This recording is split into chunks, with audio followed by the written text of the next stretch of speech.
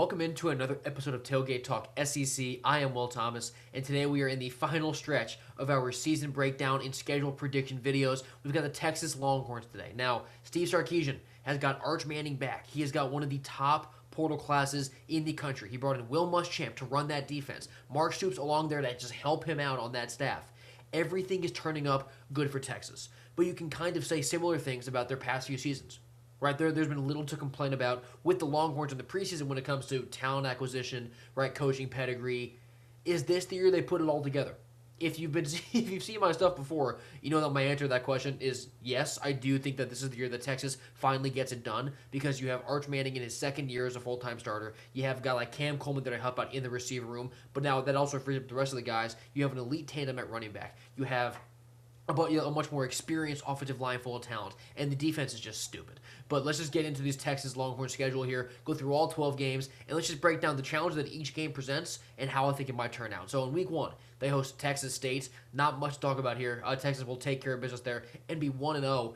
And it might not look that good, but that's just because they're saving a bunch of their plays for week 2 when they play Ohio State at home. So you get a rematch from week 1 of last year when the Longhorns went up to the shoe, up to Columbus, and they lost that game to the Buckeyes on the road. Now they get them at home. And it's no longer Arch Manning's first road start. Right? You get them in a revenge spot. You get them in your building. I like Texas to beat the Buckeyes here. This will once again be an incredibly high-profile game.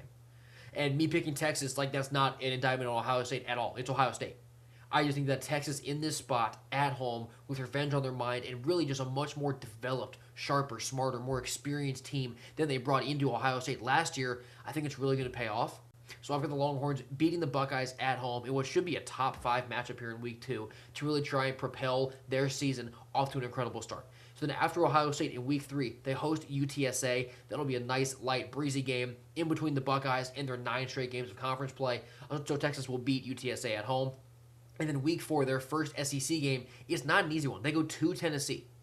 Texas has to go all the way up to Knoxville to play Tennessee in Neyland. This might be one of the best environments of the year.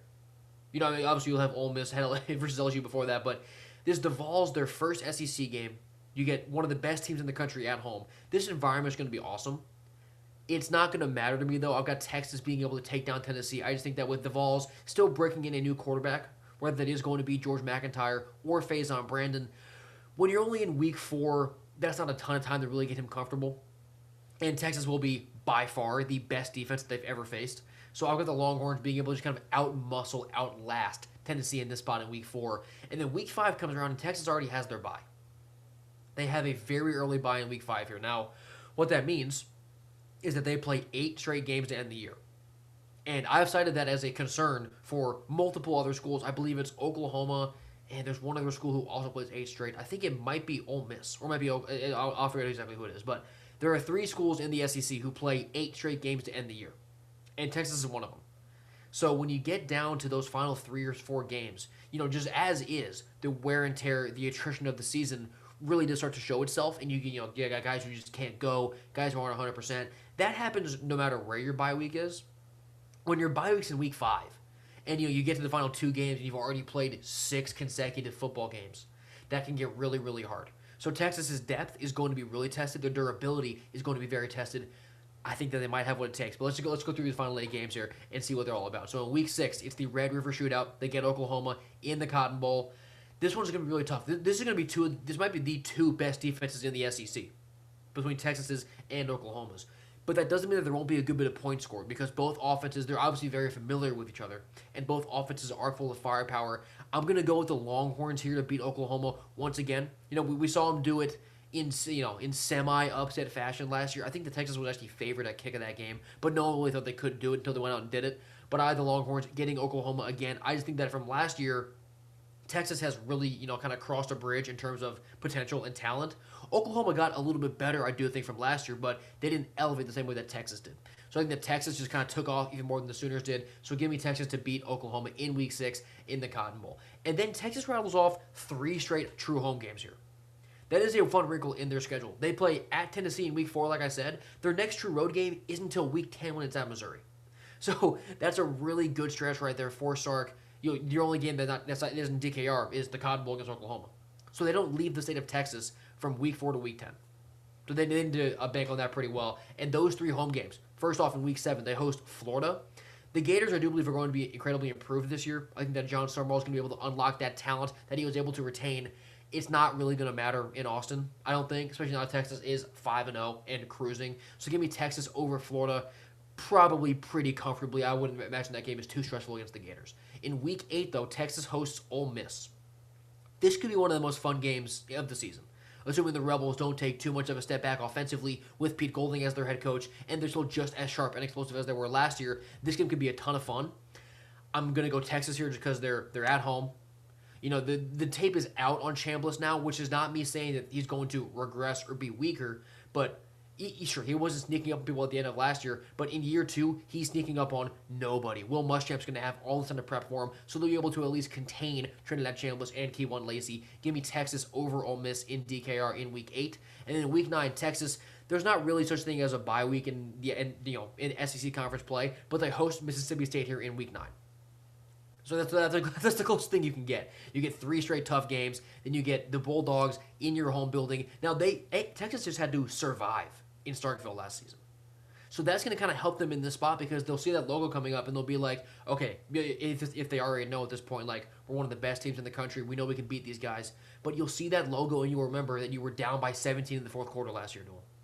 So even though you're kind of getting a bit of a bye, at least physicality-wise, I do believe their prep will still be just as diligent because of that scare from last year. So I don't really worry about a sleepy spot here at all. Texas will beat Mississippi State at home and move to 8-0 as they go through week 9. And then week 10, like I said, they finally hit the road for the first time since their game at Tennessee, and they go to Missouri. The Tigers are one of my sneaky teams this year because I love what they did with their offense in the portal.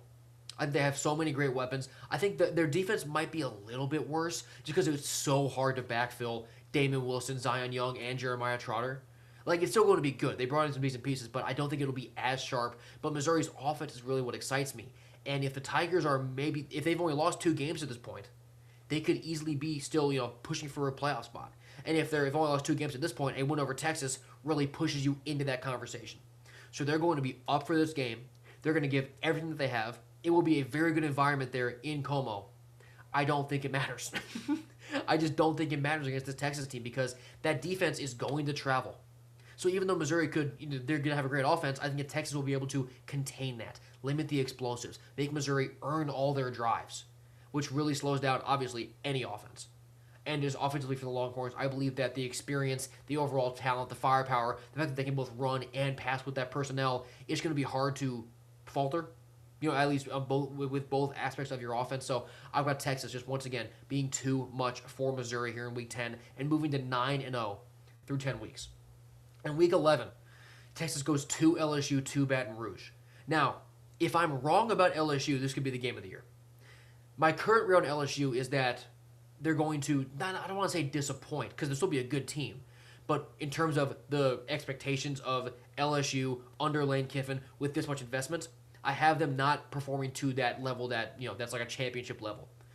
So in week 11, if that is true, and they've sort of lost themselves out of a playoff spot, I have no real reason to believe that this team of LSU, who is a bunch of portal guys who were bought to win a championship this year, if the playoff is no longer in their sights, I have no reason to believe they're giving 100%. I don't. And Sam Leavitt, their quarterback, he quit on a team last year. So we know that he'll do it. So this late in the year with LSU, I just don't know what kind of fight to get out of the Tigers. So for right now, I'm sitting win for Texas over a good LSU team, but that might not be throwing them, they might be pulling their punches a little bit. If LSU is better than I think they are and they're winning more games, then honestly my pick might flip here. But for right now, I've got Texas over LSU in week 11. Then in week 12, Texas's final home game, they host Arkansas. This is a rivalry game, so there's that element of it, but the talent gap is too big. This is too much of a talent gap, especially if the Longhorns are 10-0. You're fighting for probably a number 1 overall seed in the playoff at this point. They're not sleepwalking into anything, especially not a home game against a logo that they have a history with. So give me Texas over Arkansas because of that talent profile. And then week 13, they go to College Station, to Kyle Field. They get Texas A&M on the road. This game should be the 7:30 Eastern ABC kick once again for this rivalry. Maybe is it on Friday again?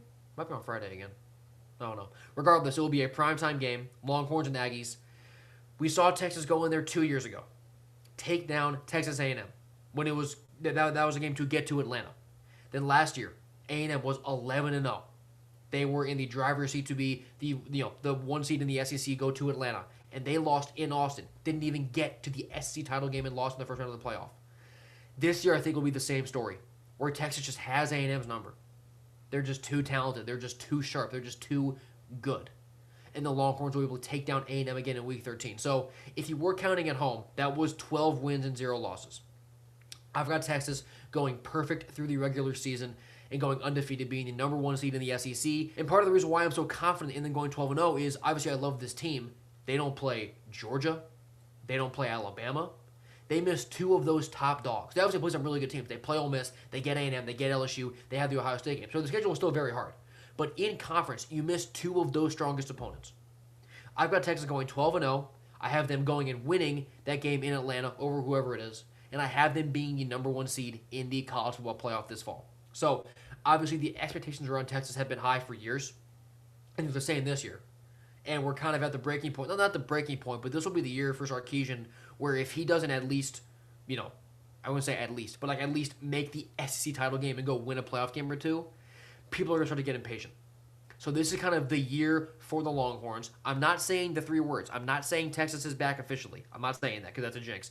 But I do believe the Longhorns are coming forward all this year. I think they have the best roster in the country, one of the best coaching staffs in the country. I like the Longhorns so much this year. I've got them going 12-0. So that'll do it for this season prediction schedule breakdown for the Longhorns. If you have been enjoying all this college football content, subscribe to me here and follow me on Twitter. I'm doing SEC and college football stuff every single day until we kick off the season in August. So thank you guys so much for watching this episode of Tailgate Talk SEC. I've been Will Thomas, and I will see you next time.